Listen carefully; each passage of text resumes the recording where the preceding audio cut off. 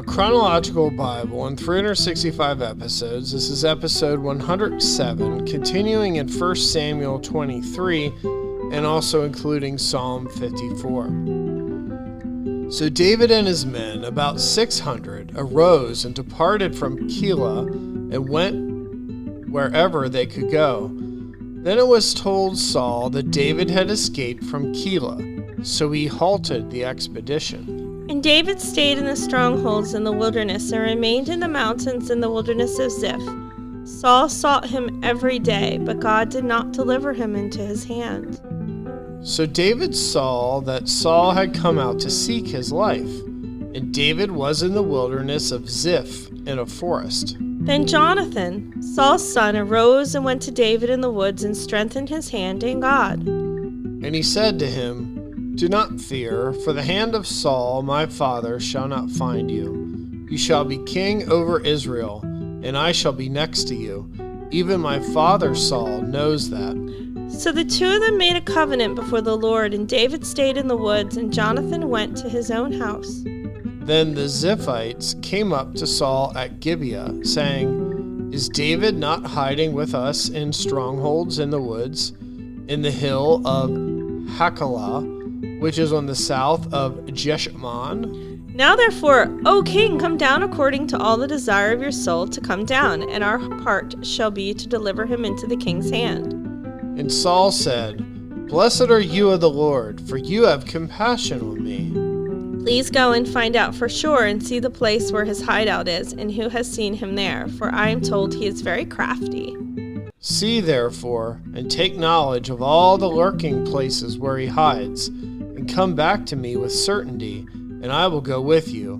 And it shall be, if he is in the land, that I will search for him throughout all the clans of Judah." So they arose and went up to Ziph before Saul, but David and his men were in the wilderness of Maon, in the plain on the south of Jeshimon.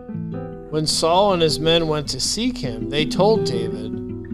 Therefore he went down to the rock and stayed in the wilderness of Maon.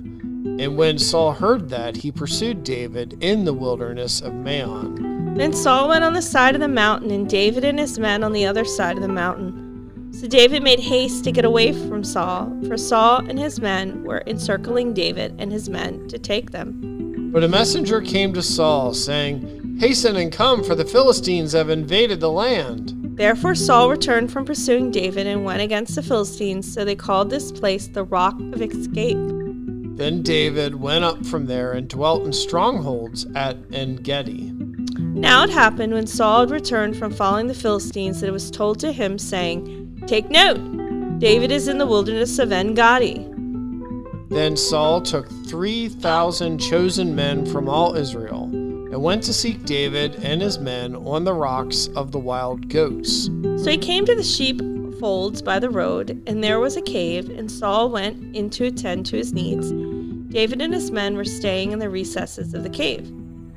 Then the men of David said to him, "This is the day of which the Lord said to you, Behold, I will deliver your enemy into your hand, that you may do to him as it seems good to you."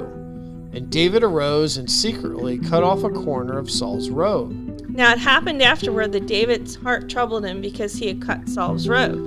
And he said to his men, "The Lord forbid that I should do this thing to my master, the Lord's anointed, to stretch out my hand against him, seeing he is the anointed of the Lord."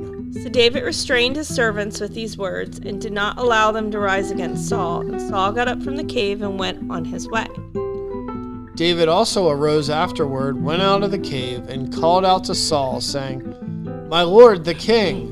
And when Saul looked behind him, David stooped with his face to the earth and bowed down. And David said to Saul, "Why do you listen to the words of men who say, Indeed, David seeks your harm? Look, this day your eyes have seen that the Lord delivered you today into my hand in the cave, and someone urged me to kill you, but my eye spared you. And I said, I will not stretch out my hand against my Lord, for he is the Lord's anointed. Moreover, my father, see the corner of your robe is in my hand. For in that I cut off the corner of your robe and did not kill you. Know and see that there is neither evil nor rebellion in my hand, and I have not sinned against you. Yet you hunt my life to take it. Let the Lord judge between you and me, and let the Lord avenge me on you, but my hand shall not be against you. As the proverb of the ancients say, wickedness proceeds from the wicked, but my hand shall not be against you. After whom has the king of Israel come out? Whom do you pursue? A dead dog, a flea? Therefore let the Lord be judge, and judge between you and me, and see to plead my case, and deliver me out of your hand. So it was, when David had finished speaking these words to Saul, that Saul said, Is this your voice, my son David? And Saul lifted up his voice and wept. Then he said to David, You are more righteous than I, for you have rewarded me with good, whereas I have rewarded you with evil. And you have shown this day how you have dealt well with me. For when the Lord delivered me into your hand, you did not kill me. For if a man finds his enemy, will he let him get away safely? Therefore, may the Lord reward you with good for what you have done to me this day. And now I know indeed that you shall surely be king, and that the kingdom of Israel shall be established in your hand. Therefore swear now to me by the Lord that you will not cut off my descendants after me, and that you will not destroy my name from my father's house. So David swore to Saul, and Saul went home, but David and his men went up to the stronghold. Then Samuel died, and the Israelites gathered together and lamented for him, and buried him at his home in Ramah.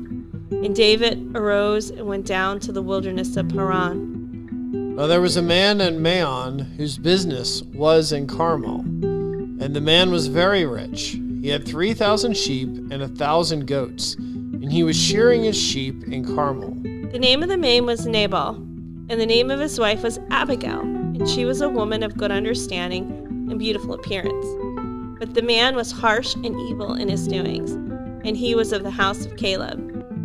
When David heard in the wilderness that Nabal was shearing his sheep, David sent 10 young men, and David said to the young men, Go up to Carmel, go to Nabal, and greet him in my name. And thus you shall say to him who lives in prosperity, Peace be to you, peace to your house, and peace to all that you have. Now I have heard that you have shearers. Your shepherds were with us, and we did not hurt them, nor was there anything missing from them at all while they were in Carmel. Ask your young men, and they will tell you. Therefore let my young men find favor in your eyes, for we come on a feast day. Please give whatever comes to your hand to your servants and to your son David. So when David's young men came, they spoke to Nabal according to all those words in the name of David, and waited. Then Nabal answered David's servants and said, Who is David, and who is the son of Jesse? There are many servants nowadays who break away each one from his master. Shall I then take my bread and my water and my meat that I have killed for my shearers and give it to men when I do not know where they're from? So David's young men turned on their heels and went back, and they came and told him all these words. Then David said to his men, Every man gird on his sword. So every man girded on his sword, and David also girded on his sword. And about 400 men went with David, and 200 stayed with the supplies. Now one of the young men told Abigail, Nabal's wife, saying, Look, David sent messengers from the wilderness to greet our master, and he reviled them. But the men were very good to us, and we were not hurt, nor did we miss anything as long as we accompanied them when we were in the fields. They were a wall to us both by night and day, all the time we were with them keeping the sheep. Now therefore know and consider what you will do, for harm is determined against our master and against all this household. For he is such a scoundrel that one cannot speak to him. Then Abigail made haste and took 200 loaves of bread, 2 skins of wine, 5 sheep already dressed, 5 seahs of roasted grain, 100 clusters of raisins, and 200 cakes of figs, and loaded them on donkeys. And she said to her servants, Go before me, see, I am coming after you. But she did not tell her husband Nabal. So it was, as she rode on the donkey, that she went down under cover of the hill, and there were David and his men, coming down toward her, and she met them. Now David had said, "Surely in vain I protected all this fellow has in the wilderness, so that nothing was missed of all his that belongs to him, and he has repaid me evil for good." May God do so and more also to the enemies of David, if I leave one male of all who belong to him by morning light. Now when Abigail saw David, she hastened to dismount from the donkey, fell on her face before David, and bowed down to the ground. So she fell at his feet and said, "On me, my lord, on me let this iniquity be, and please let your maidservant speak in your ears, and hear the words of your maidservant. Please let not my lord regard this scoundrel Nabal, for as his name is, so he is. Nabal is his name, and folly is with him. But I, your maidservant, did not see the young men of my lord whom you sent. Now therefore, my lord, as the Lord lives, and as your soul lives, since the Lord has held you back from coming to bloodshed, and from avenging yourself with your own hand, now then, let your enemies and those who seek harm for my lord be as Nabal. And now this present which your maidservant has brought to my lord, let it be given to the young men who follow my lord. Please forgive the trespass of your maidservant, for the Lord will certainly make for my lord an enduring house, because my lord fights the battles of the Lord, and evil is not found in you throughout your days. Yet a man has risen to pursue you and seek your life, but the life of my lord shall be bound in the bundle of the living with the Lord your God. And the lives of your enemies he shall sing out, as from the pocket of a sling. And it shall come to pass, when the Lord has done for my lord according to all the good that he has spoken concerning you, and has appointed you ruler over Israel, that this will be no grief to you, nor offense of heart to my lord, either that you shall shed blood without cause, or that my lord has avenged himself. But when the Lord has dealt well with my lord, then remember your maidservant. Then David said to Abigail, "Blessed is the Lord God of Israel, who sent you this day to meet me. And blessed is your advice, and blessed are you, because you have kept me this day from coming to bloodshed, and from avenging myself with mine own hand.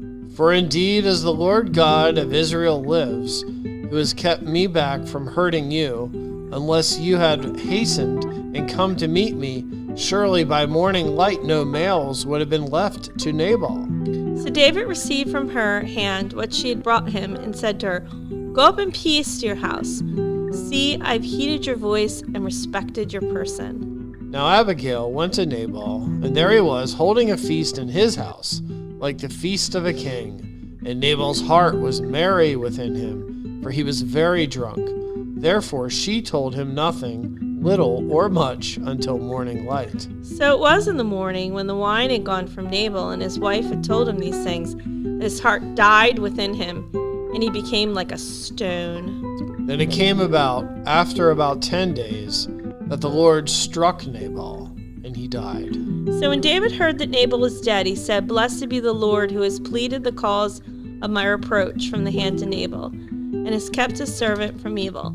For the Lord has returned the wickedness of Nabal on his own head." And David sent and proposed to Abigail to take her as his wife. When the servants of David had come to Abigail at Carmel, they spoke to her, saying, "David sent us to you to ask you to become his wife."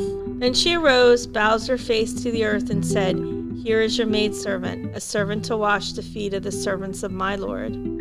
So Abigail rose in haste and rode on a donkey, attended by 5 of her maidens, and she followed the messengers of David and became his wife. David also took Ahinoam of Jezreel, and so both of them were his wives.